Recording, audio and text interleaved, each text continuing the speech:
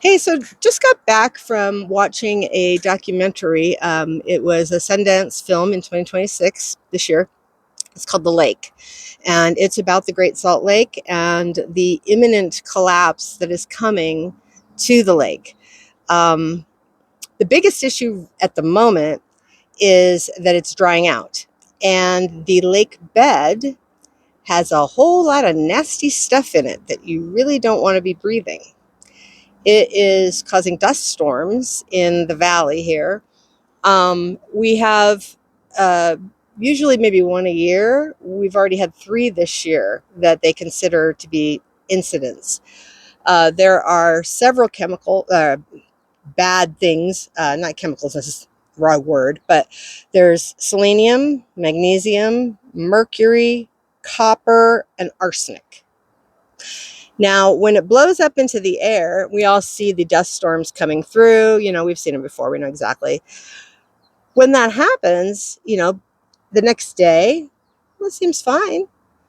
The thing is, the tiny particulates, the really nasty ones that get down into your lungs and get into your bloodstream instead of being coughed out, stay in the air for 2 weeks. The only way they go away is if it rains.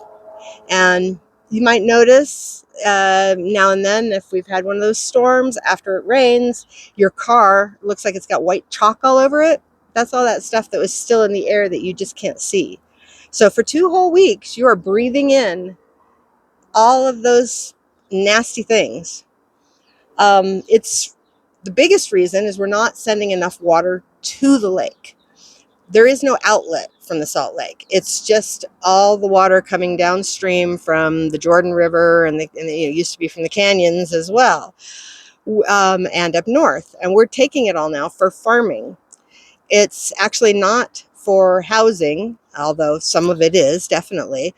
But all the water that we use for culinary water and bathing and that kind of stuff, 95% of it is treated and goes back into the lake. It's our lawns and our farms that are taking all the water and not letting it get to the lake in the first place. So I guess alfalfa is something that they grow here. And apparently Utah's alfalfa is like really good or something and gets top dollar. So much so that Saudi Arabia buys our alfalfa. Takes 3 times as much water to grow alfalfa as it does to grow wheat or some other crops. So basically, we're just exporting our water to Saudi Arabia. We're giving 3 times the amount of water. Unfortunately, it's a good cash crop, and so those farmers are not really wanting to switch to something else that doesn't make as much money in the same amount of space. There have been some ideas that have been floated to pay farmers to not plant, like give them what the profit would have been from a certain number of acreage, and then send the water that would have been used to the Great Salt Lake. Um, that could work. You got to get the farmers on board. I know California has done some great stuff with water saving measures, and they've given farms these great tax breaks if they put in drip systems and other things that recapture water and treat it.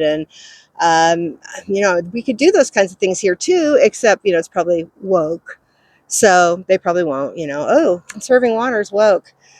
um, I don't know what's going to happen here, because the other really big thing, without the lake, there's no lake effect snow. With no lake effect snow, there's no ski resorts. That's a big part of Utah's industry here, the tourist industry, the winter tourist industry specifically. We have the summer tourist industry, also, going on the lakes and that kind of thing. But southern Utah, where the big national parks are, we have 5 national parks in Utah. It's getting so dang hot down there with climate change that that people are not going there either. It's the desert is so freaking hot. So we're killing our whole tourist industry here in Utah. So we are about 5 years from complete never giving back. That's it. The point of no return is about 5 years away, but it is getting worse and worse and worse every year. Um, the they've asked legislature for money. They ask for, like, we need $16 million to study what we could do. They give them $1 million. They say, oh, well, we had 2 good water years. So, you never know. It could be more than 5 years. So, we really don't need, it's not today. And so they don't allocate any money for it. And the farmers are a big lobby here in Utah. Rural Utah is a big lobby. So I don't think they're going to fix it. I think they're going to in fact, the few people that I've talked to that are kind of MAGA or even just GOP, Republican, when I tell them about it, are like, yeah, so what? Well, we don't swim in it. We don't do anything with it. It's just sitting there, because they don't even think about the consequences of it. I swear that entire movement can't see past the end of their nose. Like, what comes next? There's always a next. There's always another shoe to drop. Um, oh no, well, yeah, one of them, I was talking to somebody the other day, and they said, well, Mono Lake, they got that one to come back. Mono Lake. Well, Mono Lake is not a salt lake. Mono Lake was a specific thing. It was caught before it completely collapsed. They saw it collapsing, and so they stopped it from collapsing and brought it back. It still was never really brought back to what it was before, but it didn't die entirely. That was their justification for, we don't need to worry about the Salt Lake. Don't need to worry about it. Yeah. So it's getting pretty dire. Pay attention to the Salt Lake if you live in this area. If you live anywhere in the valley, all the way down to Orem, Provo area, you don't have to worry so much to the west, because the winds come from the north and the west usually, or the south and the west. They're never usually blowing east. So people who are west of here don't have much to worry about. But even north of the valley here, I mean, it's blowing into Morgan County and Weber County and Davis County and Salt Lake County. And there's 1 million people that are going to be affected by this, that are going to have to relocate. I mean, it might take 20 years, 30 years, but the people who are still here are going to be dying of horrible things brought on by breathing this stuff. So, sorry to be such a bummer, guys, but it was quite the sobering documentary. So it's not streaming anywhere yet. I saw it at the Jordan Valley Water Conservancy District. It apparently was going to be playing at Westminster for another, and they're free showings. And then I saw something about it was going to be one of the libraries here locally. I'm sure if you went to the website for The Lake, then you got to find the documentary, The Lake.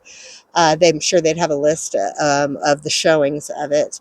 There's also Great Salt Lake Rising, which is affiliated with it, and they may have it on their website as well, just because they're trying to get the word out, even though they didn't make the documentary.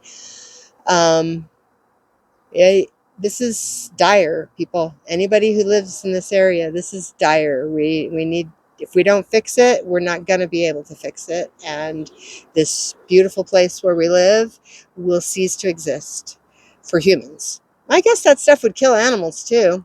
Animals aren't supposed to breathe arsenic and copper and selenium and magnesium. They're not supposed to be breathing that stuff. So have a nice day.